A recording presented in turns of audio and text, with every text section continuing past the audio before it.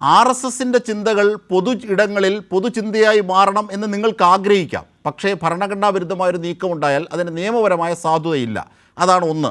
രണ്ട്, ദേശീയ പതാകയെ കാവിക്കൊടിക്ക് സമമാണ് എന്ന് പറഞ്ഞത് തന്നെ രാജ്യദ്രോഹമാണ്. നാളെ ഒരു കർഷകൻ്റെ ചിത്രം എടുത്തിട്ട് ഭാരത പിതാവ് എന്ന് പറഞ്ഞുകൊണ്ട് ചുവന്ന കൊടിയുമായി CPIMൻ്റെ ഒരു ബിംബത്തെ അല്ലെങ്കിൽ ഒരു കമ്മ്യൂണിസ്റ്റ് ബിംബത്തെ ഒരു ദേശീയ ബിംബമാണ് എന്ന് പറഞ്ഞുകൊണ്ട് കൊണ്ടുവന്നാൽ നിങ്ങൾ അംഗീകരിക്കുമോ? ഇല്ല. അത് തന്നെയാണ് ഇവിടുത്തെ പ്രശ്നം. അതവിടെ നിൽക്കട്ടെ.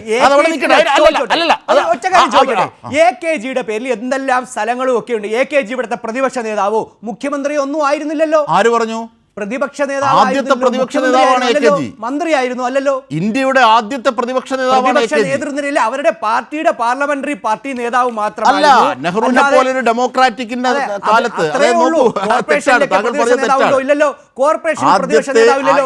കോർപ്പറേഷനിൽ പ്രതിപക്ഷ പാർട്ടിയുടെ നേതാവിനെ, ഏറ്റവും കൂടുതൽ അംഗങ്ങളുള്ള പാർട്ടിയുടെ നേതാവിനെ പ്രതിപക്ഷത്തിന്റെ നേതാവായി അംഗീകരിക്കുന്നു എന്ന് ഇത്രയേ ഉള്ളൂ. അല്ലാതെ അവിടെ ഒരു നിയമമില്ല. മോദിയും നെഹ്റുവും തമ്മിലുള്ള ഒരു വ്യത്യാസവും കൂടിയാണ്. ഇന്ത്യയുടെ ആദ്യത്തെ ഓപ്പോസിഷൻ ലീഡർ AKG ആണ്. മാത്രമല്ല, ഇവിടെ ഒരു പൊതുപരിപാടിയിൽ AKGയുടെ ചിത്രം വെക്കുന്നില്ല. ഭരണഘടനാ സംബന്ധിയായ ഒരു പരിപാടിയിൽ AKGയുടെ ചിത്രം വെക്കുന്നില്ല. അതിന് ഇതിനുമായിട്ട് താരതമ്യം ചെയ്യുന്നത് തന്നെ സ്വയം റദ്ദാകുന്നതാണ്. അതവിടെ നിൽക്കട്ടെ. താങ്കൾ ആ വേർഷൻ പറഞ്ഞു.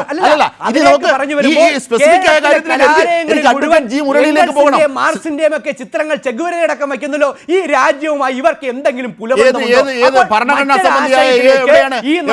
തള്ളിവിടാനുള്ള ശ്രമങ്ങളാണ് കമ്മ്യൂണിസ്റ്റ് പാർട്ടി വഹിക്കുന്നത്. ഭാരതമാതാവിന്റെ ചിത്രത്തിനല്ലേ പ്രശ്നം? ഭാരത നാടിനല്ലേ പ്രശ്നം? മാർക്സിനോ എങ്കലിനോ ലെനിനോ ചെഗ്വേരയ്ക്കോ കഞ്ചാവിനെ പ്രോത്സാഹിപ്പിക്കുന്നവർക്കോ ഇവിടെ യാതൊരു തടസ്സവുമില്ല. വർത്തമാനമാണ്. ലോകം അംഗീകരിക്കുന്ന പോരാട്ട ഭൂമികളിലുള്ള മനുഷ്യരെ വിമർശിച്ചോളൂ. പക്ഷേ അങ്ങനെയാണെങ്കിൽ അവർ ഗോൾവാർക്കറിനെ കുറിച്ചും പറയും, അവർ ഗോൾവാർക്കറിനെ കുറിച്ചും പറയും, അവർ കേശവ ഹെഡ്ഗേവാറെ കുറിച്ചും പറയും. അതുകൊണ്ട് താങ്കൾ അതിലേക്ക് പോകരുത്. അത് ശരിയല്ല. അങ്ങനെ കഞ്ചാവെന്ന് പറയാം. ലോകം അംഗീകരിക്കുന്നതാണ്. നമ്മൾ രാഷ്ട്രീയ വിദ്യാർത്ഥികൾ കൂടിയല്ലേ. പറയുമ്പോൾ നിങ്ങൾക്ക് പൊള്ളുന്നേ പോട്ടെ ഇതല്ലേ എന്ന് ഞാൻ പറയട്ടെ. അതവിടെ നിൽക്കട്ടെ. താങ്കൾ അതിലെ വേർഷം പറഞ്ഞു. ഇനി നമുക്ക് ഈ സ്പെസിഫിക് ആയ കാര്യത്തിലേക്ക് വരാം.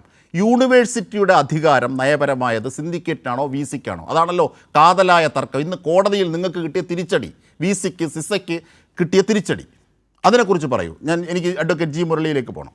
മുരളീധരൻ. അല്ല, കേരള സർവകലാശാലയിൽ ഗവർണറുടെ പരിപാടി തടഞ്ഞതിനെതിരായി ഞാനടക്കം അന്ന് ആ സെനറ്റ് ഹാളിൽ ഉണ്ടായിരുന്ന ഒരു വ്യക്തിയാണ്.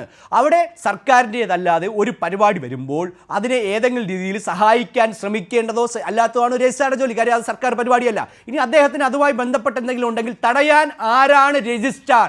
ആരാണ്? ഔദ്യോഗികമല്ലാത്ത ഗവർണറുടെ പരിപാടി തടയാൻ എന്ത് അധികാരം രജിസ്ട്രാർക്കുണ്ട്? ആരെ രജിസ്ട്രാറെ ചുമതലപ്പെടുത്തി? ഷിജു ഖാനും മുരളീധരനും പറയുന്നതാണോ സെനറ്റിലെ സ്വകാര്യ പരിപാടിയിൽ നടത്തേണ്ടത്?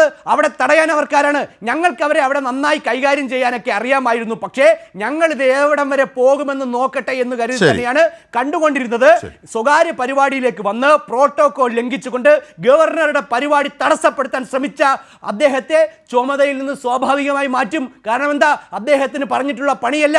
ഇല്ലാത്ത പണി ഇവിടെ ആരും എടുക്കാൻ ശ്രമിക്കേണ്ട. ഗവർണറുടെ പ്രോട്ടോകോൾ ലംഘിച്ചതിനടക്കം അദ്ദേഹം ഉത്തരവാദിയാണ്. അതുകൊണ്ട് തന്നെയാണ് അത്തരത്തിലുള്ള ഒരു നിയമ നടപടിയിലേക്ക് നീങ്ങുന്നത്. കോടതി അന്തിമമായി തീരുമാനിക്കട്ടെ. ഞങ്ങൾ കാത്തിരിക്കാം. ഞങ്ങൾക്ക് യാതൊരു ബുദ്ധിമുട്ടില്ല. ഭാരതമാതാവിനെ കാണുമ്പോൾ ബുദ്ധിമുട്ടുന്നവരുണ്ട്, ഗവർണറുടെ പരിപാടി തടയുന്നവരുണ്ട്. ഈ കേസ് തീർപ്പായി.